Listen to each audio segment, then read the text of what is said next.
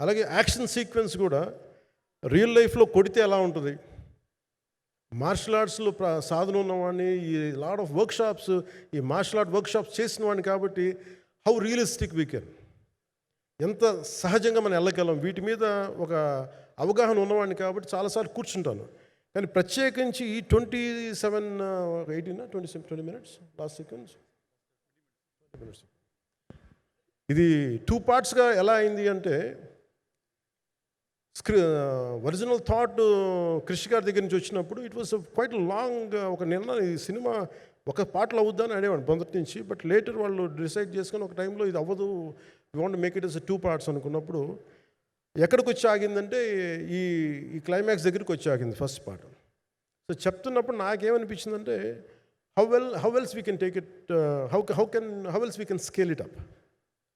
So దానికి నేను కూర్చొని నాకున్న ఈ మార్షల్ ఆర్ట్స్ కానీ బేసిక్ యాక్షన్ కొరియోగ్రఫీ నా ప్యాషన్ కాబట్టి ఈ పర్టికులర్ డ్రామా,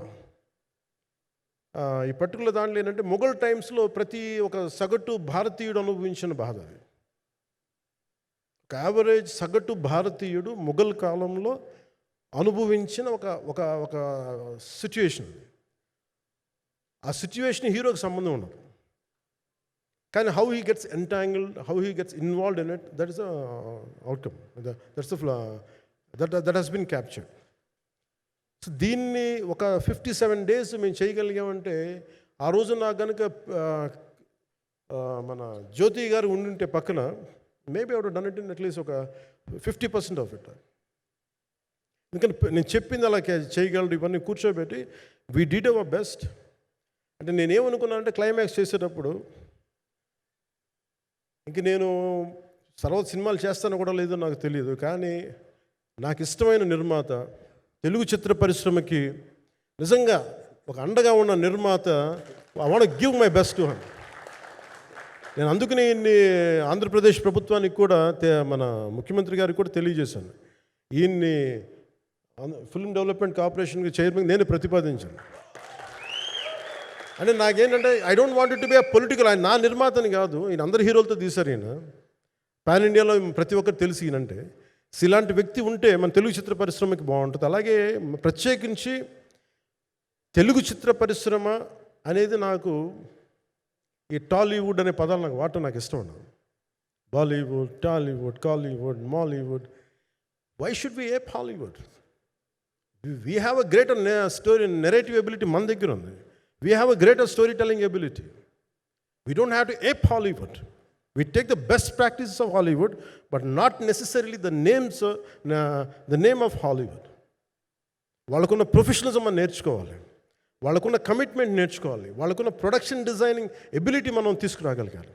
సో ఇవన్నీ నేను నా పరిధిలో ఈ రోజున ఆంధ్రప్రదేశ్ ప్రభుత్వం ప్రత్యేకించి ఈ శాఖ నా పరిధిలో ఉంది కాబట్టి దానికి ఆయన పేరు ప్రతిపాదించాను. ఉద్దేశం ఏంటంటే తెలుగు చిత్ర పరిశ్రమ తెలంగాణలో ఉన్న, కర్ణాటకలో ఉన్న, చెన్నైలో ఉన్న ఏదైనా సరే తెలుగు చిత్ర పరిశ్రమ, భారతీయ చిత్ర పరిశ్రమకి చాలా మంచి జరగాలి, ఇలాంటి వ్యక్తి ద్వారా ఏదైనా చేద్దాం అనే ఉద్దేశంతో ఆయన పేరు ప్రతిపాదించాను.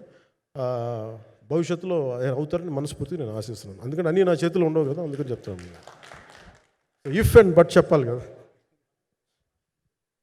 సో ప్రత్యేకించి మీ అందరికీ నా హృదయపూర్వక ధన్యవాదాలు తెలుపుకుంటూ నెక్స్ట్ 2-3 daysలో I'll try to give as many interviews as I can. Nidhi, I'm grateful to you.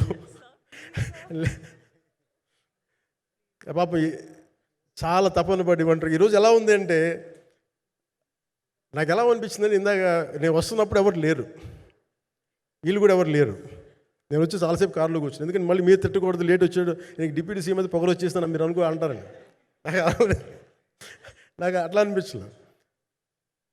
నాకు ఫస్ట్ టైం ఎందుకు మీడియా నాకు ఎందుకు అలవాటు పోయిందంటే, నేను వచ్చిన కొత్తల్లో ఈ జ్యోతి చిత్ర సితారా పేపర్స్ ఉన్నాయి, ఎవరో ఫొటోస్ వేయమంటే దిస్ గా ఈజ్ నాట్ సేలబుల్, ఇంకా అవసరం లేదు అంటే నా ఫోటోలు వేసేవాళ్ళు కాదు.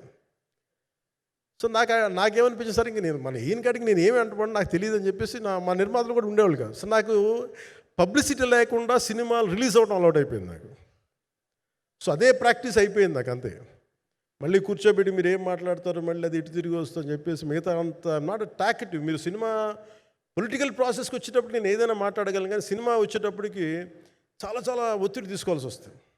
అంటే ఎంత కథ చెప్పాలి, ఎంత కథ చెప్పకూడదు, ఈ మాట అద్భుతంగా ఉందంటే ఏం అద్భుతంగా ఉందని మళ్ళీ తిడతారు, తర్వాత 100 ఆలోచనలతోటి స్లో డౌన్ అయిపోతాను. బట్ కానీ నాకు మనస్ఫూర్తిగా ఈ సినిమా ఐ హోప్ వచ్చిన ప్రతి ప్రేక్షకుడికి ప్రేక్షకులందరికీ కూడా ఒక మంచి అనుభూతిని ఇస్తుంది. నేను మనస్ఫూర్తిగా నమ్ముతున్నాను. ఖచ్చితంగా అలాంటి అనుభూతిని ఇస్తుంది. మీరు థియేటర్లోంచి బయటికి వెళ్ళేటప్పుడు మటుకు విల్ గో విత్ ఒక ఎనర్జెటిక్ ఫీల్తో వెళ్తాయి. అంతవరకు అయితే చెప్పగలను నేను. ఎందుకంటే నేనే నమ్ముతాను, సినిమాకి వెళ్ళేటప్పుడు సినిమా ఒక స్టోరీ చెప్పినప్పుడు నా జీవితంలో చిన్నపాటి ప్రభావం చూపించాలి. అలాంటి ప్రభావం, అలాంటి ఎనర్జీ ఇచ్చే సినిమా అవుతుందని మనస్ఫూర్తిగా నేను ఆశిస్తూ మీ అందరికీ ప్రత్యేకించి మీ అందరికీ పేరు పేరున ధన్యవాదాలు తెలియజేస్తాను. ఇంకా మాట్లాడాలని ఉంది కానీ సాయంత్రం ఈవెంట్ ఉంది కాబట్టి ఇంకొక మారు నేను చెప్తాను ఎందుకు ఈ పర్టికులర్ ప్రెస్ మీట్ అంటే. I want to tell you I'm grateful to each one of you. I'm grateful to you. Thank you for standing by us. Thank you very much.